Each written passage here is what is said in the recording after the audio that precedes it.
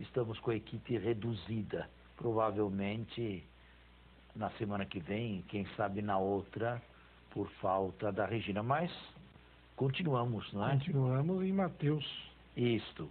Onde é que nós paramos a semana passada?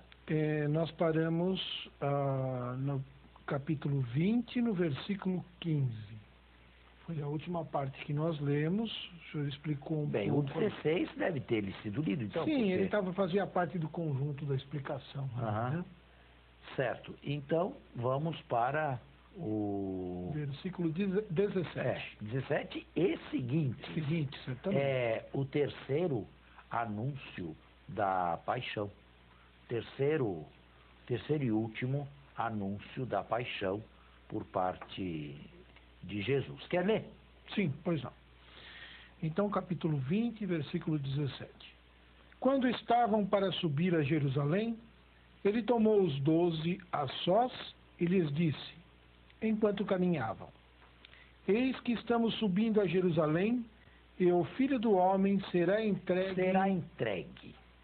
Eu não sei se já tive ocasião de explicar este verbo aqui, mas não me custa, de certa maneira, repetir. Entregar, paradidomi, do grego, o paradidonai, no infinitivo, se tornou, no cristianismo da primeira e segunda geração, um verbo técnico para indicar a paixão. Vejam, Jesus foi entregue por Judas, ou Judas entregou Jesus a seus perseguidores. Os soldados o entregaram a Anás. Anás o entregou a Caifás. Caifás o entregou a Pilatos. Pilatos o entregou à cruz. Jesus entrega o seu espírito nas mãos do Pai. O Pai entrega o Filho por todos nós. Sempre o verbo entregar, paradidonai em grego, tornou-se o verbo por excelência técnico da paixão, que resume a paixão toda inteira numa entrega. Entrega de Jesus nas mãos dos homens e à cruz, e auto-entrega de Jesus ao Pai e a nós. Tão importante esse verbo que ele reaparece na celebração eucarística, na noite em que ia ser entregue, e nas palavras da consagração. Isto é o meu corpo que será entregue por vós. Então gostaria de chamar a atenção do telespectador para a importância e a profundidade teológica que está por detrás do verbo entregar. Técnico, termo técnico para resumir toda a paixão. Muito bem. E o Filho do Homem será entregue aos chefes dos sacerdotes e escribas. Eles o condenarão à morte e o entregarão aos gentios. Pela segunda vez o verbo entregarão. Aos gentios para ser escarnecido, açoitado e crucificado. Mas no terceiro dia ressuscitará. Nota o telespectador? Bem, eu explico tratando-os como pessoas adultas e responsáveis, como eu mesmo aprendi. É claro, se pergunta se essas predições da paixão são históricas, se realmente Jesus previu e predisse a sua paixão. Bem, a resposta tem que ser nuanceada. Que Jesus tenha previsto um final trágico e violento, para isso ele não precisava ser nem um profeta especialmente dotado. Bastava ele entender em que sentido ele caminhava e que oposição ele estava criando ao redor dele. Em segundo lugar, deve ter sido decisivo para Jesus o saber que João Batista também tinha sido entregue a Herodes, entregue à prisão e finalmente decapitado. Portanto, num segundo momento, Jesus pôde ler no fim trágico de João Batista o seu próprio fim. Bom, isto falando de maneira genérica, portanto, nenhum de nós duvida que Jesus tenha genericamente intuído e mais do que intuído, previsto o seu fim trágico. Agora, aqui está muito mais do que generalizado. Aqui está especificado. Eles o entregarão aos gentios, isto é, aos romanos, aos não-judeus, para ser escarnecido, açoitado significa flagelado, e crucificado, e no terceiro dia ressuscitará. Eu acredito que com toda esta riqueza de detalhes, não. Portanto, aqui nós temos o que se chama uma profecia ex evento, uma profecia a partir do acontecido. Ou seja, a primeira geração e a segunda geração cristã sabiam que Jesus havia predito e previsto a sua morte trágica. Agora, depois que tudo aconteceu, descreveram isto aqui com os detalhes da paixão, como de fato ela aconteceu. Esta é a resposta que se dá. Porém, e aqui está a grandeza do texto, embora tenha previsto um desfecho trágico, mais que trágico, Jesus não se retirou. Jesus não nuanceou suas palavras. Jesus não procurou saídas honrosas. Jesus não se escondeu em lugar algum. Jesus foi para Jerusalém e foi para Jerusalém sabendo o que lá o esperava. É bem a teologia de Mateus.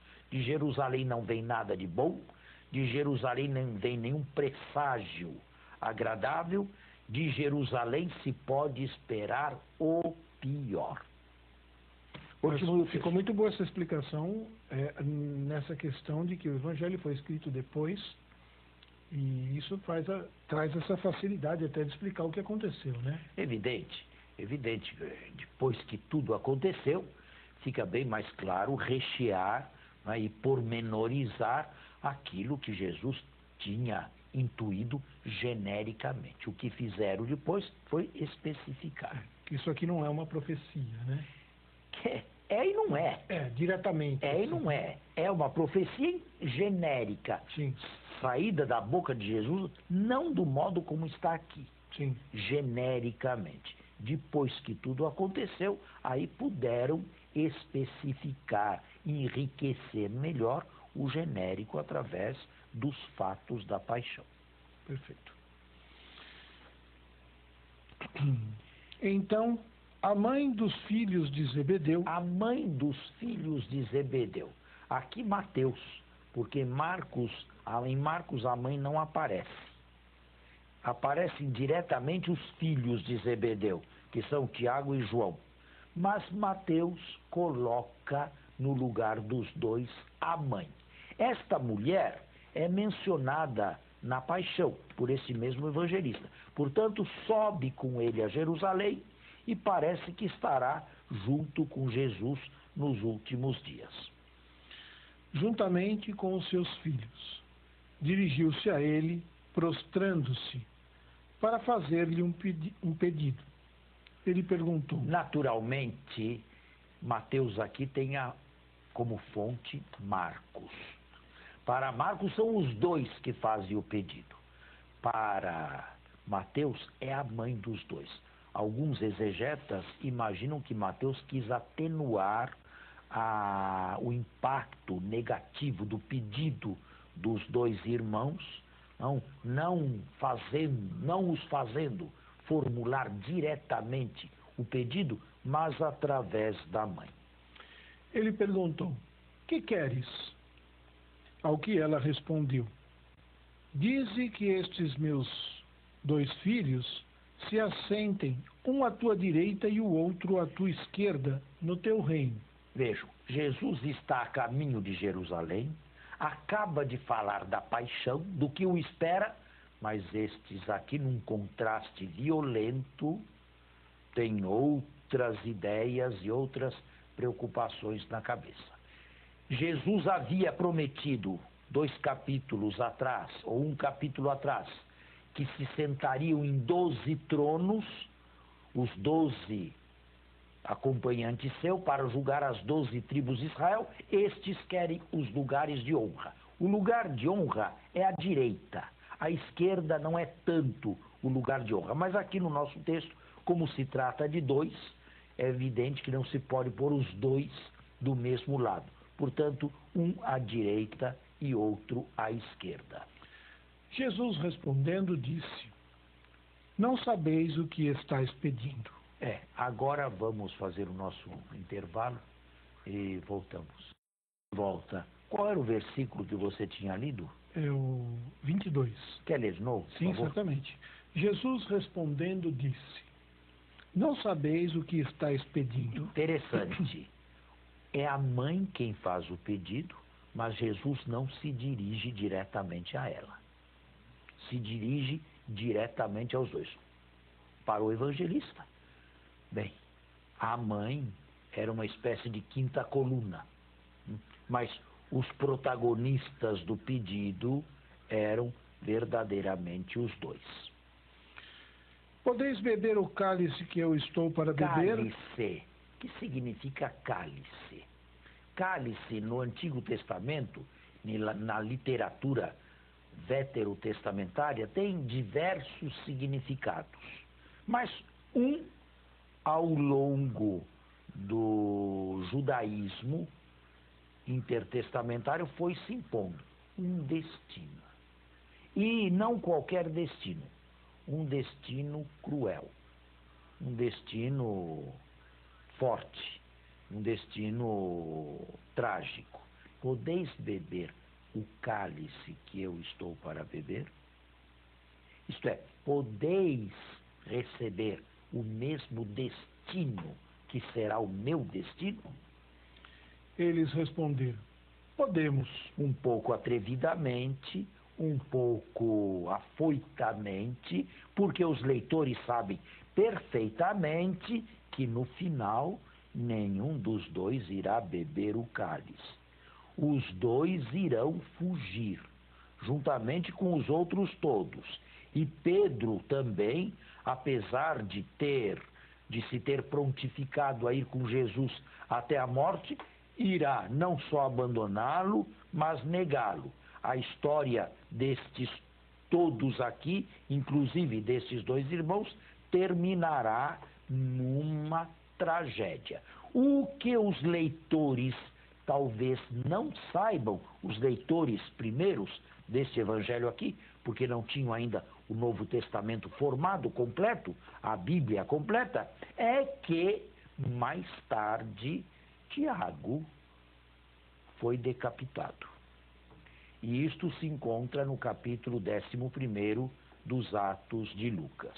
Foi o primeiro dos 12 a ter a cabeça cortada, a sofrer o martírio por causa de Jesus. A respeito de João, nós não sabemos de preciso absolutamente nada. Existem tradições antiquíssimas de Tertuliano, de Orígenes, do século II e III, portanto, que falam que João teria sido lançado num tacho de óleo fervente, do qual teria saído ileso milagrosamente, e então relegado, exilado para a ilha de Patmos. Mas isto tudo é absolutamente fantasioso.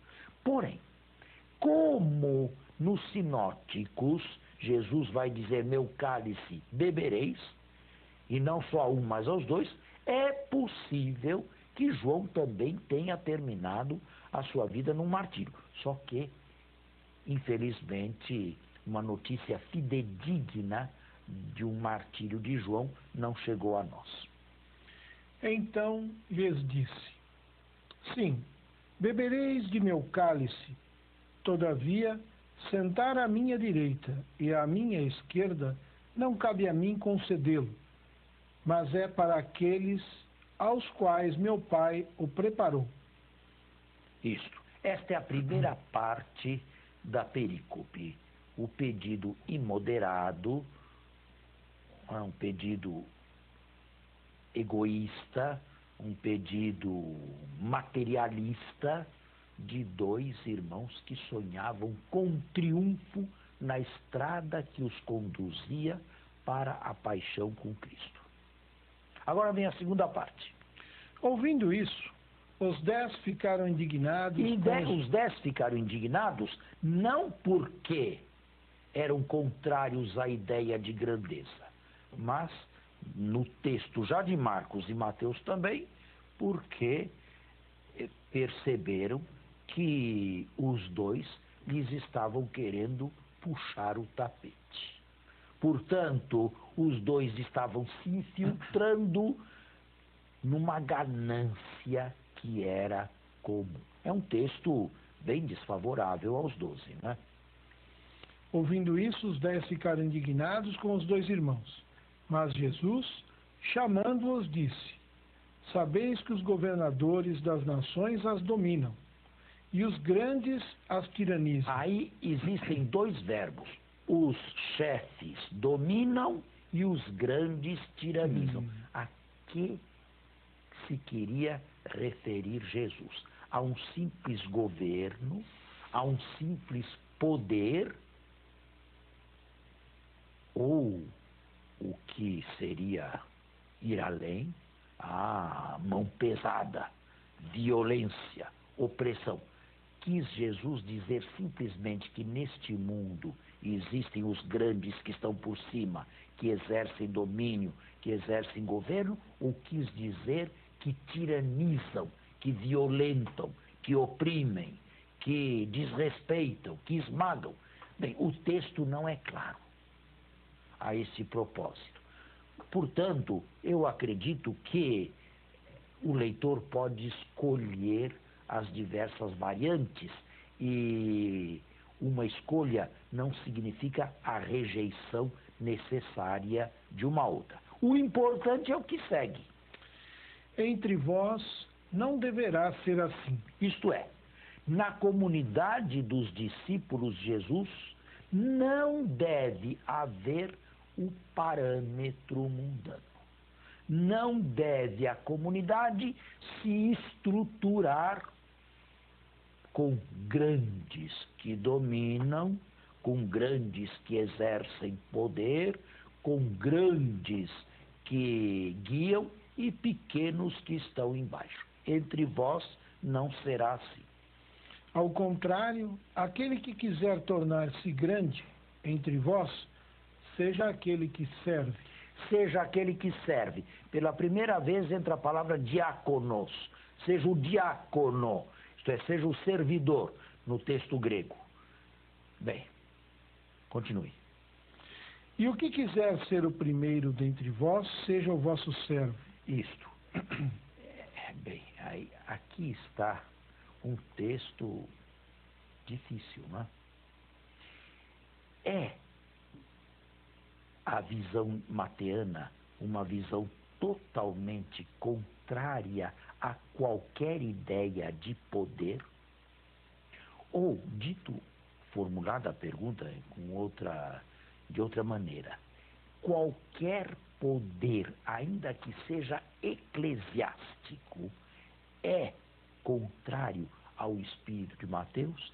Formulada a questão de outra maneira ainda, de uma terceira maneira, Mateus está propondo um regime utópico para a igreja?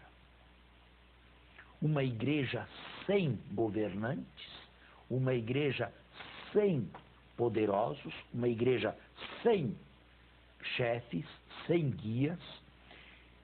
a questão é uma questão mais ampla e não envolve apenas Mateus. Há quem diga que Paulo se preocupava também pouco com esta questão de igrejas estruturadas. Por exemplo, em Corinto, Paulo não menciona sequer um dirigente. Sequer um. A única carta autenticamente paulina, onde surpreendentemente aparece no prólogo bispos e diáconos, é a carta aos Filipenses. Mas sobre isso há uma discussão interminável. O que Paulo queria dizer com esses bispos e diáconos? Nas outras cartas, a impressão que se tem é que as igrejas paulinas fossem igrejas, não digo anárquicas, mas sem uma estrutura hierárquica. É isto que propõe Mateus? Bom, se isto propõe Mateus, se esta é a visão da comunidade de Mateus, e nós não podemos dizer que a comunidade não tivesse seus dirigentes, as grandes igrejas, todas as grandes igrejas cristãs têm governantes e dirigentes. E até nós temos um protos que está lá em cima, o primeiro, e que se autodesigna servo servorum Dei, o servo dos servos de Deus. Estão as igrejas cristãs dentro do espírito de Mateus? Mateus puxa para baixo. Mateus fala de serviço. Nas nossas igrejas cristãs, a hierarquia, a comunidade, a hierarquia, repito, está realmente a serviço da comunidade ou possui graus de governo mais ou menos de acordo com o mundo? É uma questão delicada esta aqui, sabe? É uma questão muito delicada. É claro que nós temos chefes e temos dirigentes. Agora, como se comportam os chefes e os dirigentes da igreja? Todas as igrejas têm pastores ou bispos, mas como se comportam estes chefes? Estão realmente a serviço do povo? Isto é, se converteram para baixo? Ou são pessoas que olham para cima e gostam de ser elogiadas, cumprimentadas, incensadas? Bem, se isto for verdade, se está bem longe deste texto aqui. A última frase é uma frase fora do contexto, mas que indica bem a soteriologia de Mateus. Desse modo, o Filho do Homem não veio para ser servido, mas para servir e dar a sua vida em resgate por muitos. E dar a vida em resgate por muitos. Isto é importante notar, porque aqui está toda a soteriologia do evangelista. Uma morte vicária, uma morte expiatória.